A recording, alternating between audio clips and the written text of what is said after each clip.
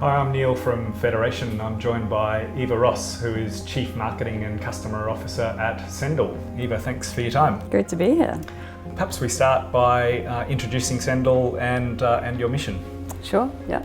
So Sendle's a parcel delivery service and we're 100% carbon neutral. And we're also specifically designed for the needs of small businesses. And our mission is shipping that's good for the world. And when we talk about good, we talk about being sustainable and also we talk about equality. So our mission when we're thinking about small businesses is to really spread the load and spread the share and make sure that small businesses are given the opportunity to stand up against the big guys. From a sustainability point of view, we carbon offset every parcel that we deliver, and we've now delivered 16.5 billion kilometres worth of carbon neutral parcels, which is pretty great. We've seen a material shift to e-commerce over the past couple of months. How has that impacted Sendle? I mean, this was just a year that nobody ever expected. But we're saying that sometimes in decades, weeks happen, and sometimes in weeks, decades happen. And I think that's certainly what's happened to us and what we've seen in terms of consumer behaviour moving online.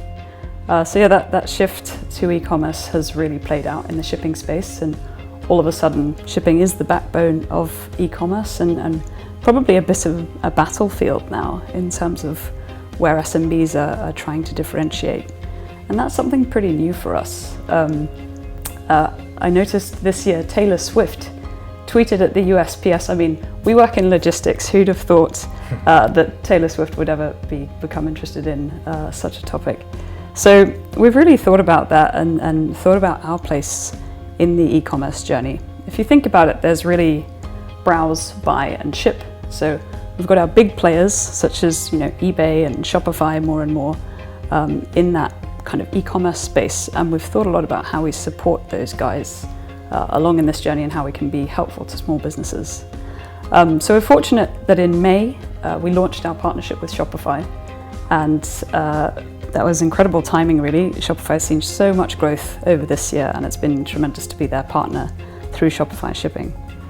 What that's meant for us, we pretty much in August and July, we experienced true Christmas in July and we delivered just as many parcels as we would in a normal Christmas period. And that shift to e-commerce has been pretty tremendous for us. It's a material shift. I know the business was growing well sort of in previous years as well since we'd invested, but it seemed like there's been a material amount of growth, period on period, where I think the latest stat was something like 125% growth on the prior corresponding months. That's right. For the last 6 months. So.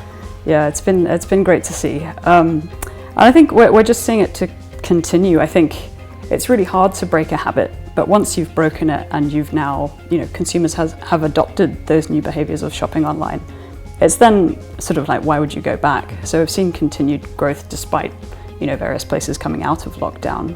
And that's been really interesting to us too. Yeah, the retention and sort of the lower churn. Yeah, exactly. Yeah, we've seen, it's really nice to see negative churn over this period and really good retention. I think, part of it's been providing a really great and reliable service to those customers. But it's also just been the ease with which new customers can sign up. Got it. And so perhaps for those not as up to speed on the Sendle business model, What is it that Sendle does differently for your SME customers that other logistics or courier providers may not? Yeah, I think, and a lot of these points really came up through COVID. So from a physical network standpoint, one of the important things is that we've always been door to door. So we pick up the parcel from your door for free and deliver that to your customer. So in the early days, we really had to think about what does contactless delivery look like. I think people were only familiar with the idea of contactless in banking, and suddenly you had to train not only the customer, but also the courier driver in how to create a contactless delivery or a contactless pickup. But that adaptation was very quick. The other thing is, because our service runs through a variety of different couriers, we have a lot of flexibility in the network. So if there's an issue with a particular warehouse or a particular fleet, we're easily able to transfer across to another one. And the true test of that came really through this year. And it was great to see that the network really thrived through that. Yes, I recall there was an event with a courier partner with warehouse in Melbourne being locked down, but everything was able to bounce back very quickly. Yeah, really good to see. True test of the network. Then on the digital side, I think, what does being designed for SMBs really mean? SMBs are looking to save money and they're also looking to save time. So if you can make a seamless process for them, that's a great way to win. And so, as I said, one of the things we did in May was work with Shopify to create an integrated solution so that rather than having to move from a Shopify platform over to Sendle to deliver your labels, you're able to do that all in one place. We've also worked on a few different integrations. We did one with Etsy, and we continue to work with eBay. And I think having all of those platforms so easily available meant that people can kind of grow their operations really quite quickly. Yes, yeah, understood. And I guess in my mind, it's that ownership of the customer relationship from end to end as well that Sendle brings.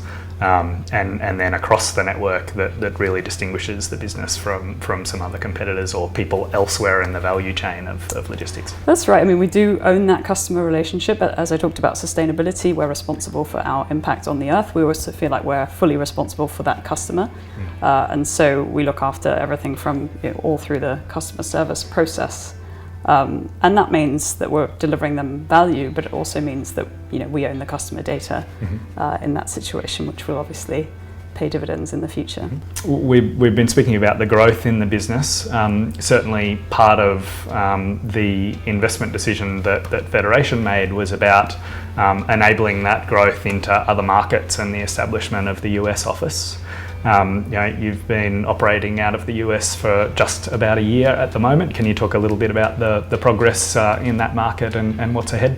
Yeah, we sure have. So a year in the US. Well, we're coming up to Black Friday, and that was really our big launch campaign in the US. But we've also learnt a lot about our customer. I think we've had a really good kind of product market fit feedback loop.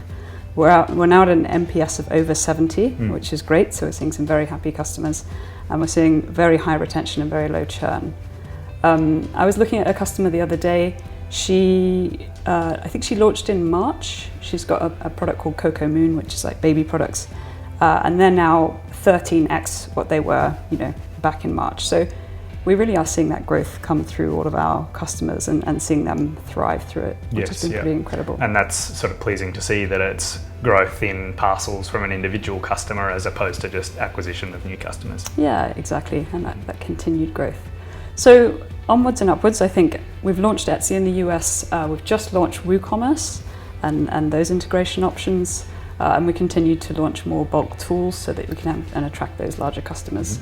But it's great reading those NPS comments. We get tremendously positive feedback from those customers in the States, and we'll just continue to push down there.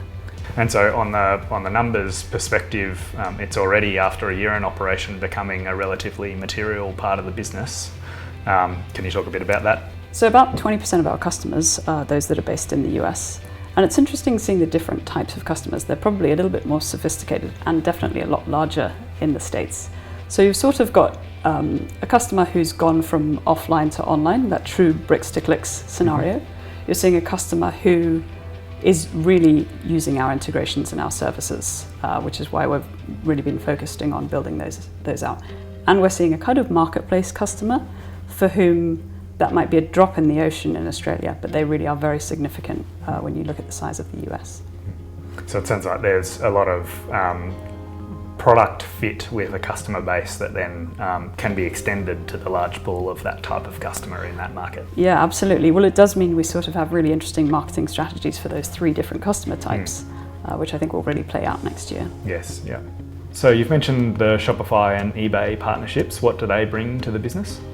Yeah, I mean, the partnership channel in general is just huge for us, right? If you think about those partnerships as a huge enterprise channel and how much both of them have grown just through COVID and the shift to online, not only listing of products, but shopping through those channels, it will create a material shift for us from here on in. And I think we're starting to look at other partnerships that may come up on the horizon that will definitely deliver on that channel as well. And so how does that partnership customer acquisition work practically?